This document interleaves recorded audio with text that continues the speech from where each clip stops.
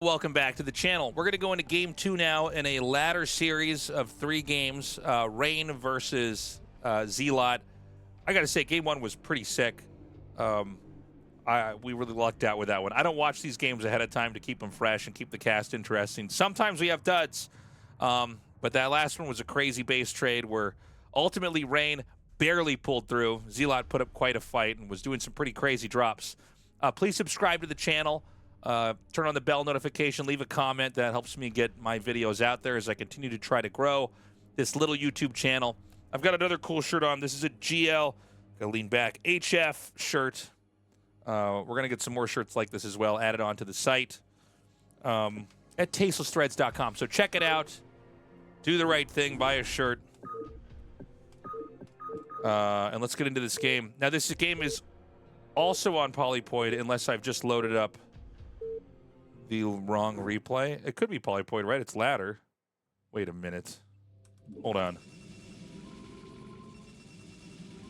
I think I just loaded up the same game twice. All right, hold on. A little bit of magic and TV for you here is that you're going to get to just see that mistake I made in the video. That's right. I'm a person just like you. We are going to go to game 2 right now. All right, so this game is on Apocalypse. Obviously, Zealot eager to try to come through here and crush Rain after that insanely close game that we had back there. Let me turn. Oops. All right. Let's go to the game. So, we've got Zealot in the bottom left. We've got Rain in the bottom right. As this game picks up, let's talk about what happened in game 1 with these two. We saw a situation where the Hydra bust was like just out in the open. Just there to for Rain to counter. It was kind of weird, honestly. But honestly, it did slow him down quite a bit. It did seem like he recovered pretty nicely from it. Looks like my stream has dropped again. I don't know why this keeps happening today when I record these. But you YouTube viewer who's watching this should know that if you've watched a couple of my videos, I usually record these all in one day, but the internet has just been a total bitch today.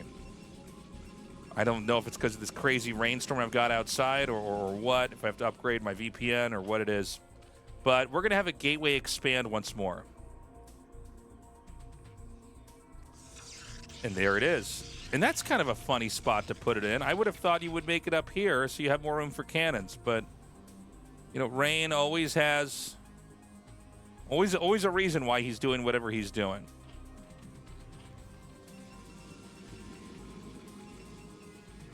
And so it's going to be hatchery first. Now the probe is going to come through the 12 o'clock spot and see that nobody's home. And see that he's going to have to come down here and check this bottom location. Welcome back to it, chat. I don't know why I dropped you guys.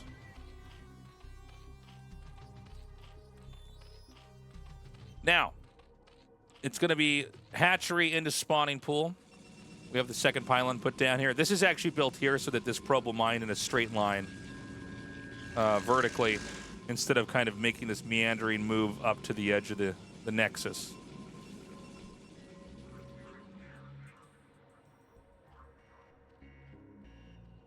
So the probe comes in, sees exactly what's happening. This, by the way, is such a hard move to pull off, but it's the probe moving shot. And if you keep in mind, the probe has actually pretty good range. And so he stays on there, damages that drone, and then pulls back. I guess this means the third base is moved up to here? Huh. Oh, and he's going to send the Zealot here? Very interesting stuff.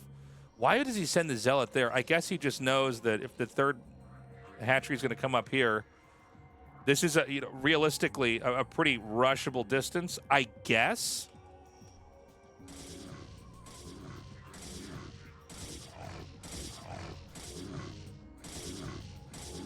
So he's got the probe moving back. There's 4 Zerglings, but there's 2 Zealots. We already have a decent amount of pressure being built. The forge starts. Nothing greedy, by the way, about what Rain's doing. Notice he's going to slowly micro this back. He wants to be able to slide these in between mineral patches if the lings come up and do anything. Dude, he needs to actually take this fight. You can just lose this hatchery. Dude, this is actually wild, man. Okay, he's going to back up. There's what I was talking about. He gets right in between that little hole. 2 more zealots. Inbound here. And what is Rain doing? He's buying time. He's taking really good angles here. Now, this hatchery is going to finish, and these zealots are going to go down, but they have bought enough time to make an opening for these 2. These lings are way out of position. Meanwhile, a cannon's going to start. Cue it up, Tasteless. There it is. God, I'm good. And these zealots are just going to come in right now, and he's going to keep doing a kind of a moving shot you can do with the zealots. It will clean them up. There are zealots here to defend. I assume they can't fit through there. Yeah, even Zealot wasn't sure if they could fit through there or not. And I mean, keep in mind, look, he didn't get any drones here, but at the same time, he doesn't. He sees there's no den, there's no gas being mined. Oh my God. Nice observing, Tasteless, you total chode. These lings get inside while I'm pointing out that this guy's not mining gas. So now the lings can start to do damage over here. Oh, this might just break him down. Zerg's all in. Oh, the lings are going to come back around. I think that Rain's going to die. The gateway's going to fall. It's 2 zealots left over and a cannon that just might not even get a single shot off before it's killed. I guess it gets 1 off there. Dude, Rain falls. GG. Let me go back just a second here.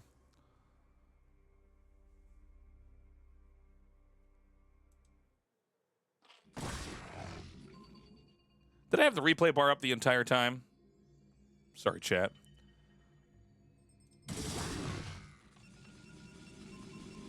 If I ever have the replay bar up, guys, you got to yell at me. Tell me to turn it off. So he's hitting the gateway. By the way, this is how like a lot of people lose games. Is that they start to get into a basically winning position by getting the scout off, getting the damage off and everything. But then they don't quite have the defense back at home. So this is what happened. This Zergling got in between the zealot. And this allows the lings to then just go right in. And they get the first cannon. And then they come around the other side. And so this isn't tactically used a lot. So you run in. The problem is that you have to keep stuff here because you need this cannon to finish. So then you run in here. You hiccup the mining as you have more lings rallying up across the map. Like you see here. You take these lings, you try to stop the mining as much as possible, and then when you're ready to break it open, by the way, the injured gateway is huge in this.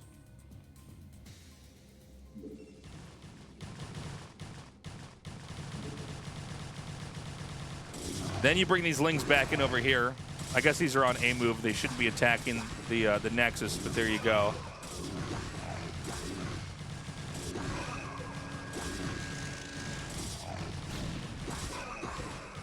And there it is. Another cannon goes down. That's going to be game. Thank you for watching. That was game 2. We're going to be going into game 3 next. Again, it's tastelessthreads.com. If you don't like this shirt, first of all, you should like this shirt. It's pretty sick. But if you don't like it, there's other shirts on there. So go look at all of them. Pick something out. Subscribe to the channel. Leave me a comment in the comment section. Like the video. All the YouTube stuff. And I will see you in game number 3. Bye-bye.